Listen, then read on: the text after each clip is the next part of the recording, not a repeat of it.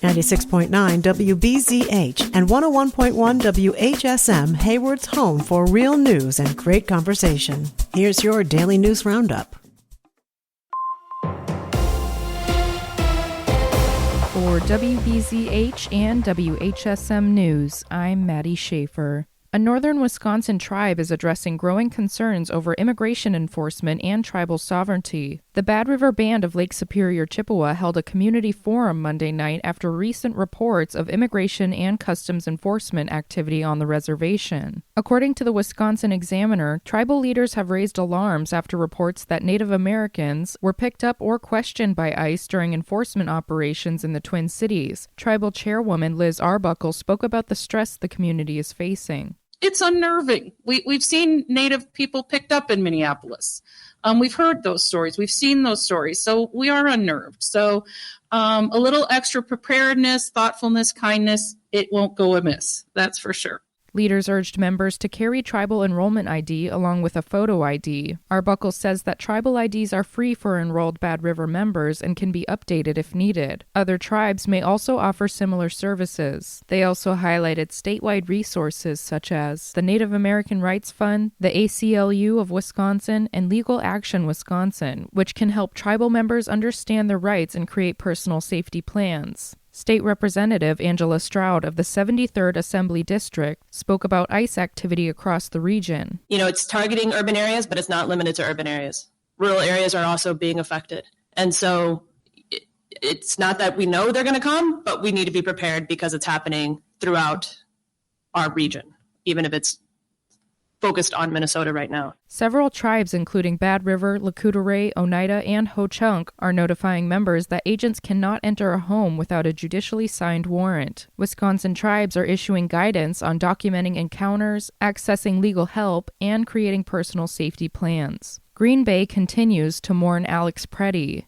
Connie Fellman takes us there. A memorial to Alex Preddy outside his alma mater, Green Bay's Preble High School, got a new addition, a banner signed by fellow Hornets, offering messages of sympathy and support. Following the death of Alex Preddy, we really, the community struggled so much to accept this loss and to process these emotions. And I think that myself and my friend really just found that it was very, very important for us to allow people to have an outlet to express their emotions. Deanna Wozniak is a senior at Preble. She and fellow senior Elenia Mitchell came up with the idea for the banner. Wozniak tells us it's a way to give voice to so many emotions that have been swirling among her classmates this past week, following Preddy's death at the hands of federal officers in Minneapolis last weekend. I myself, I cried. I cried. It was there's a lot of sadness and confusion, but mostly it's a lot of anger to know that this is something that is happening. It has happened. Of course, it is happening in Minnesota, but it is all over the country. And to see it, I feel like this truly just brought it home for me, for so many kids here at this school. It really it brought this story home and this tragedy home. Mitchell joined Wozniak just after lunch on Friday. Together, the two braved the still lingering bitter cold to add some warmth from and for the Preble community. In Green Bay, I'm Connie Fellman for Civic Media News. February is Seen and Be Seen Month in Wisconsin. The law of the month reminds drivers that headlights improve visibility and safety. The State Department of Transportation Division of State Patrol encourages drivers to check that headlights are on and working properly during periods of darkness and limited visibility. During this time of year, winter weather conditions and longer hours of darkness make it especially important to remember the correct use of headlights. State law requires drivers to use headlights during hours of darkness and all other times when there isn't enough light to clearly see a person or vehicle 500 feet away, and in adverse weather conditions like fog, rain, or snow that limit visibility. Drivers should also be sure to check twice for road users on bikes and motorcycles. A recent report from the American Lung Association found that Wisconsin lawmakers haven't done enough to reduce tobacco usage in the state. James Kelly has more. According to organization data, tobacco use kills nearly 8,000 Wisconsinites each year, making it the leading cause of preventable death and disease both in the state and across the country.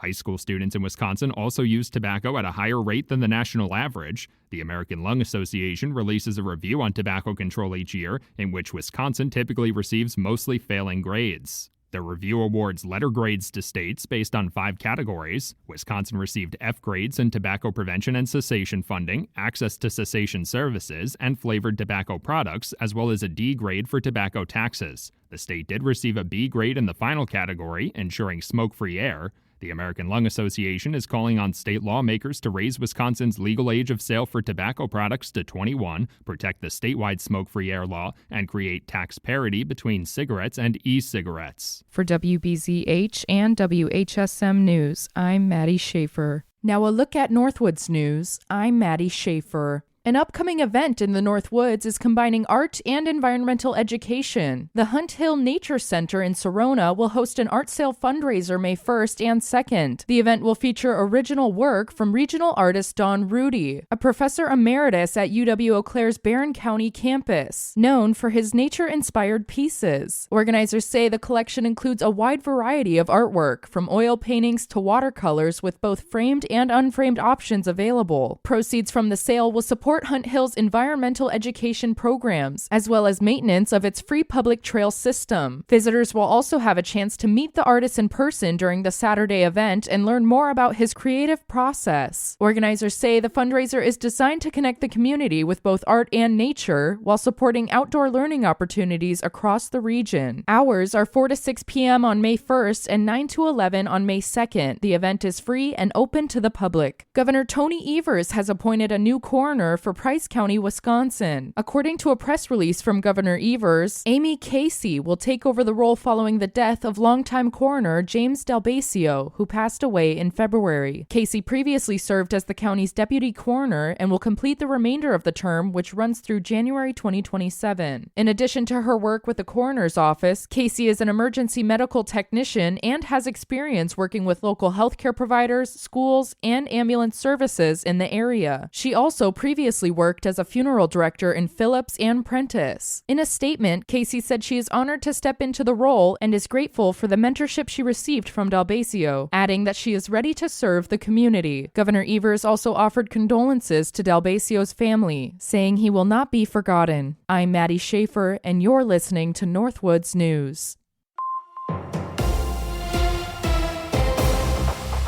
With Civic Media News, I'm Terry Miller. Tornadoes, flooding, and baseball-size hail are all part of the week in Wisconsin weather. So far, the strongest Badger State twister in 5 years hit Tuesday night. The National Weather Service says an EF3 tornado hit west of Union Center Tuesday evening, damaging homes and power lines across Juneau County. Winds reached up to 140 miles per hour, the strongest tornado Wisconsin has seen since 2021. Governor Tony Evers visited the area yesterday to thank first responders and assure people that help is on the way.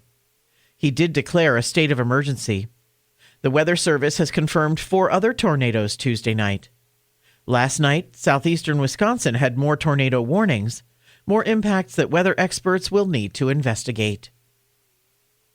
Flooding has closed several highways across northeast and north central Wisconsin, and more could shut down as rain continues. State transportation officials are urging drivers to stay alert and check road conditions before heading out. WBZH says never drive through standing water or around barriers, and always follow detour routes. Crews are working to clear storm damage, so drivers should slow down and watch for flashing lights. And Wisconsin ranks among the top states for remote work. That's according to a new report from Wallet Hub.